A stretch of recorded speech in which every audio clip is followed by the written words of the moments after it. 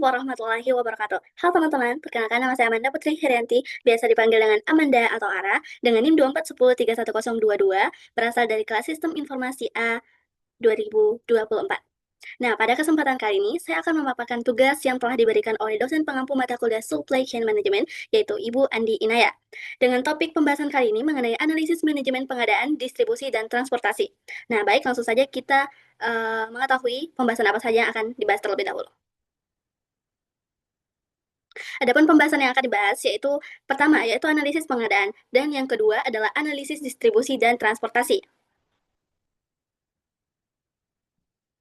Nah, pada analisis pengadaan pada materi pertama kali ini kita diarahkan untuk menjelaskan fungsi dan peran pengadaan strategis. Jadi, fungsi utama pengadaan atau purchasing dalam perusahaan adalah memastikan ketersediaan barang atau jasa yang diperlukan dengan harga, kualitas, waktu, dan kuantitas sesuai kebutuhan sehingga mendukung keunggulan kompetitif perusahaan.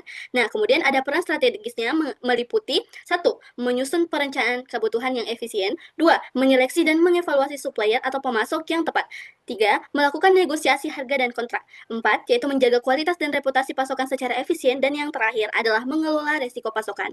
Misalnya pada melalui diversifikasi pemasok dan membangun kemitraan jangka panjang.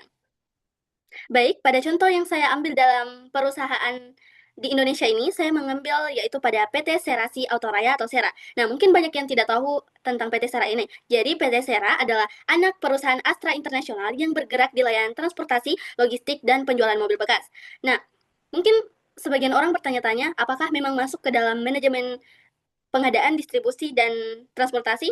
Jawabannya adalah ya, sangat termasuk ke dalam manajemen distribusi dan transportasi. Dan meskipun Sera ini bukan perusahaan pengadaan bahan baku, mereka berperan penting dalam manajemen pengadaan logistik dan armada untuk perusahaan lain.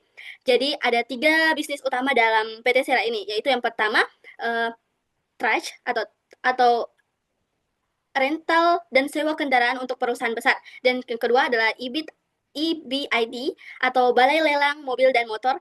Dan yang terakhir adalah SELO, yaitu layanan pengiriman logistik skala besar untuk perusahaan. Nah, baik. Selanjutnya pada soal ketiga mengenai analisis pengadaan, yaitu penerapan kriteria seperti apa PT Sera dalam memilih supplier. Jadi, kriterianya itu seperti satu, kualitas barang dan jasa. Sera memilih supplier yang mampu menyediakan suku cadang atau jaga logistik dengan standar kualitas tinggi. Nah, hal ini penting sekali agar armada dan layanan tetap prima. Yang kedua adalah harga yang kompetitif, yang dimana supplier yang menawarkan harga sesuai dengan nilai dan budget perusahaan tanpa mengorbankan mutu dan lebih diprioritaskan.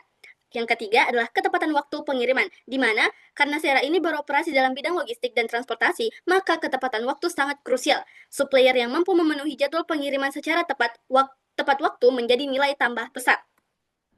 Selanjutnya, yang keempat adalah reputasi dan kredibilitas supplier, yang dimana Sera melakukan pengecekan reputasi dan rekam jejak supplier, termasuk feedback dari pelanggan lain, agar memastikan supplier dapat dipercaya dan stabil operasionalnya. Yang kelima adalah fleksibilitas dan kapasitas supplier. Nah, supplier yang bisa menyediakan kebutuhan mendadak atau jumlah besar sangat diutamakan. Dan kriteria yang terakhir adalah sistem pendukung supplier, yang dimana Sera cenderung memilih supplier yang sudah memiliki sistem informasi memadai untuk mempermudah proses administrasi, komunikasi, dan pelacakan pengiriman. Nah, selanjutnya kita masuk ke siklus pengadaan PT Sera. Jadi siklus apa saja sih yang ada di PT Sera? Jadi siklus-siklusnya itu ada 7, yang dimana pertama adalah identifikasi kebutuhan. Sera mulai dengan menentukan jenis dan jumlah barang atau layanan yang dibutuhkan. Misalnya kebutuhan unit kendaraan baru, spare parts, atau layanan logistik tertentu. Yang kedua adalah seleksi dan evaluasi supplier, yang dimana tim pengadaan kemudian mencari, menyeleksi, dan mengevaluasi calon supplier berdasarkan kriteria seperti harga, kualitas, reputasi, fleksibilitas, dan kemampuan memenuhi volume permintaan. Yang ketiga adalah negosiasi dan penetapan kontrak. Setelah memilih supplier yang paling cocok, Sera melakukan negosiasi harga, syarat pembayaran, dan penentuan pengiriman sebelum akhirnya menetapkan kontrak kerjasama. Yang keempat adalah pemesanan dan pengiriman, di mana tahap selanjutnya ini Sera melakukan pemesanan kepada supplier. Nah, supplier kemudian mengirimkan barang atau layanan sesuai jadwal yang telah disepakati. Kemudian ada yang kelima, penerimaan dan pengecekan barang, di mana barang dan jasa yang datang dicek kualitas dan kuantitasnya untuk memastikan semuanya sesuai dengan yang dipesan.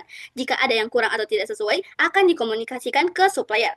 Terus yang keenam adalah pembayaran. Setelah proses penerimaan selesai, Sera melakukan pembayaran sesuai kontrak. Nah, ini biasanya mengikuti sistem jatuh tempo yang disepakati. Dan yang terakhir adalah evaluasi dan pembinaan supplier, di mana di akhir siklus ini Sera mengevaluasi kinerja supplier untuk menilai apakah mereka layak untuk dipilih kembali di transaksi berikutnya. Nah, supplier yang baik akan terus diajak kerjasama, sedangkan yang kurang performa bisa diberi pembinaan atau diganti. Selanjutnya, kita masuk ke pemaparan materi kedua mengenai analisis distribusi dan transportasi. Nah, pada pemaparan kedua ini kita diminta untuk menjelaskan hubungan pengadaan, distribusi, dan transportasi dalam supply chain. Nah, jadi pengadaan, distribusi, dan transportasi adalah tiga elemen inti dalam rantai pasok atau supply chain. Maka, efektivitas pengadaan mempengaruhi kelancaran distribusi produk ke pasar, sedangkan pilihan moda transportasi menentukan efisiensi biaya dan kecepatan pengiriman ke pelanggan. Dan kolaborasi yang baik di antara ketiganya mampu meningkatkan efisien dan daya saing. Kemudian, strategis distribusi yang sesuai pada PT Sera ini adalah kontrak logistik melalui lini bisnis Selok yang mengelola distribusi dan logistik secara menyeluruh. Nah, kenapa PT Sera ini memilih kontrak logistik? Karena alasannya yaitu satu, strategi ini memudahkan pelanggan fokus pada bisnis inti dengan serahkan pengelolaan logistik secara profesional. Dan apa sih keunggulannya? Nah, keunggulannya ini meliputi efisiensi biaya, fleksibilitas layanan, penggunaan teknologi canggih untuk pelacakan real time, dan pengurangan resiko operasionalnya. Nah, tetapi dalam itu semua terdapat juga minus atau kekurangan di baliknya, yaitu ketergantungan pada pihak ketiga, kemudian kebutuhan investasi teknologi dan sumber daya manusia, serta kompleksitas koordinasi. Nah, selanjutnya kita diminta untuk mengidentifikasi moda transportasi utama. Nah, jadi moda transportasi utama yang digunakan dalam PT Sera ini ada dua jalur, yaitu jalur darat dan jalur laut. Nah, jalur darat ini keunggulannya fleksibel dalam menjangkau lokasi yang beragam di dalam kota dan antar kota, cepat dan mudah disesuaikan dengan rute pengiriman. Sedangkan keunggulan jalur laut itu biayanya lebih ekonomis untuk volume barang besar dan jarak jauh, serta kapasitas angkutnya besar. Tetapi dari dua jalur semua itu terdapat kekurangannya, yaitu kekurangan pada jalur darat itu rentan terhadap kemacetan dan kondisi jalan yang buruk dapat memperlambat pengiriman. Nah, itu menjadi hambatan lalu lintas dalam jalur darat. Nah, kemudian kelemahan atau kekurangan pada jalur laut itu di waktu tempuh lebih lama sehingga kurang responsif terhadap kebutuhan mendadak dan resiko delay akibat cuaca. Nah, itu saja yang bisa saya sampaikan dan saya paparkan mengenai tugas materi pada topik manajemen pengadaan distribusi dan transportasi pada supply chain management pada perusahaan PT Sera ini yang ada di Indonesia. Kurang lebihnya mohon dimaafkan. Saya Amanda Putri Herianti dengan NIM 24 10311022 pamit undur diri. Wabillahi taufik wal hidayah. Assalamualaikum warahmatullahi wabarakatuh.